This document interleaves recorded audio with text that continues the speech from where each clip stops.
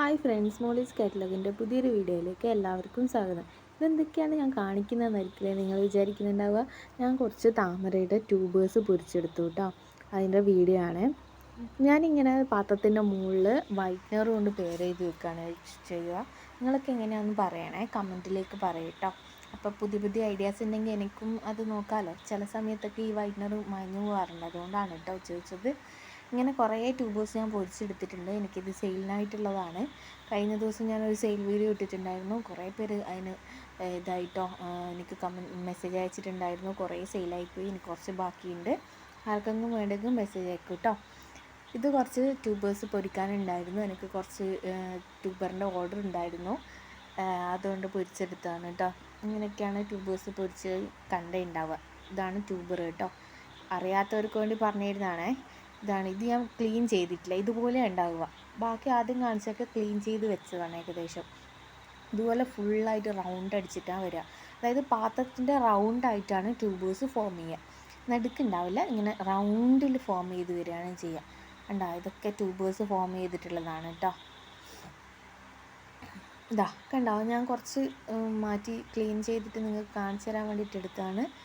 ഇതൊക്കെ ട്യൂബേഴ്സാണ് കേട്ടോ. വലിയ വലിയ സംഭവമല്ല. ബാക്കി ചെറുതൊക്കെ വരുന്ന റണ്ണറാണ് കേട്ടോ. അത് നമുക്ക് കൊറിയർ ചെയ്യാൻ പറ്റില്ല റണ്ണർ.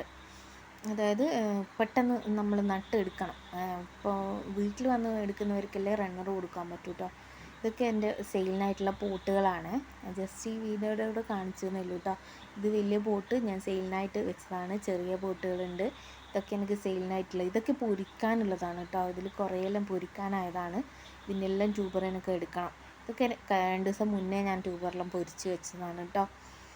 ഇന്ന് കുറച്ച് താമരയും ട്യൂബറും ഇന്ത്യയിൽ ഒരു ജസ്റ്റ് ഒന്ന് വീഡിയോ എടുത്താണ്. അപ്പോൾ ഞാൻ നിങ്ങൾക്കോടും ഇതെല്ലാം ഒന്ന് ഷെയർ ചെയ്യാമെന്ന് വിചാരിച്ചു, അങ്ങനെ എടുത്തതാണ് കേട്ടോ.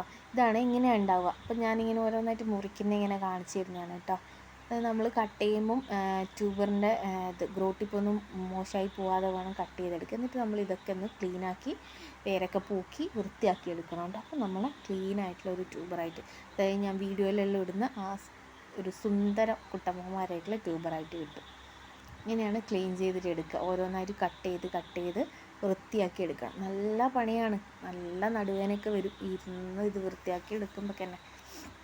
പക്ഷേ ട്യൂബറിൻ്റെ പൈസ പറഞ്ഞു കഴിഞ്ഞാൽ, ഇപ്പം ചെറിയ പൈസ പറഞ്ഞു കഴിഞ്ഞാൽ എല്ലാവരും എടുക്കുന്നുള്ളൂ. പക്ഷേ ഇത്രയും കഷ്ടപ്പാടുണ്ട്, അതുകൊണ്ടാണ് നമുക്ക് ആ റേറ്റ് പറയേണ്ടി വരുന്നത്.